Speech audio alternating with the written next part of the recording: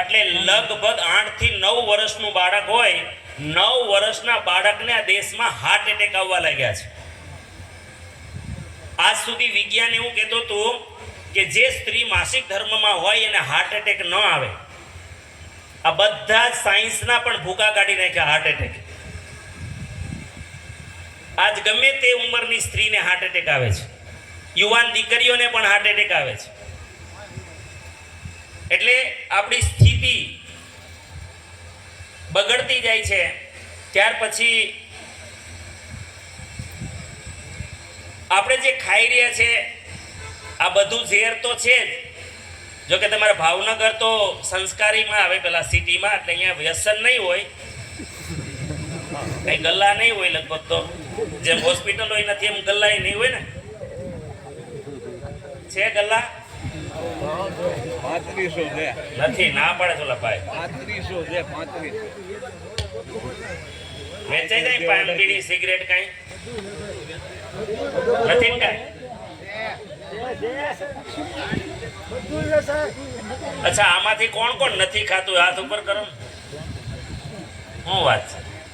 એટલે આરસીએમ વાળા હાથ નીચે કરી નાખજો પાછા. તમે તો અહીંયા ડાયા નહોતા, હવે અહીંયા આવીને થયા છો.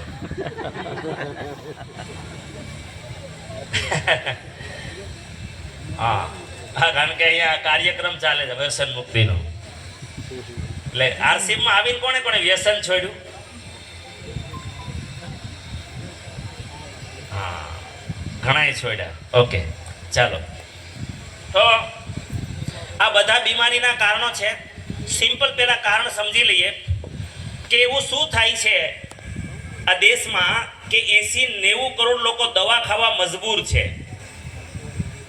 મારે તમને બસ એટલી જ વાત કરવી છે કે આ સામાન શા માટે બનાવ્યો, શું જરૂર પડી આ મિશન ચાલુ કરવાની. આવશ્યકતા ही आविष्कार की जननी है.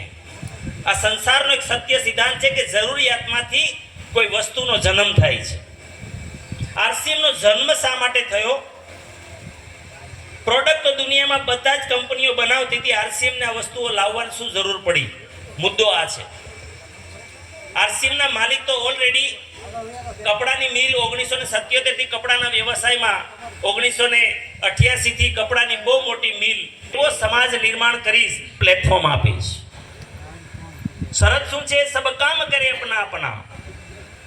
એવું રાષ્ટ્ર હું નિર્માણ કરવા માંગુ છું કે કોઈ હાથ યહાં ન ફેલે અબ, જન સ્વાવલંબી બન જાવે સબ, ચોરી ફરેબ કા નામ ન હો, કોઈ ભી યહાં બદનામ ન હો, ના કોઈ કિસે ગુમરાહ કરે, સબ સच्चे पथ के राही बने, आतंक न हो अब जीवन में, सब प्रेम भाव रखे मन में, हर कोई किसी के साथ चले, हर संकट में सब हाथ मिले, ना ऊंच नीच की बात करे, एक दूजे का सम्मान करे, ना जात पात की दूरी हो, ना सीमा की मजबूरी हो, हमें कोई जुदा न कर पाए, सब भारतवासी कहलाए, मजबूर नहीं हम महान बने, भारत माँ की हम शान बने, पूर्ण होगी सबकी आशा, ये है आरसीएम की अभिलाषा, ये है आरसीएम की अभिलाषा.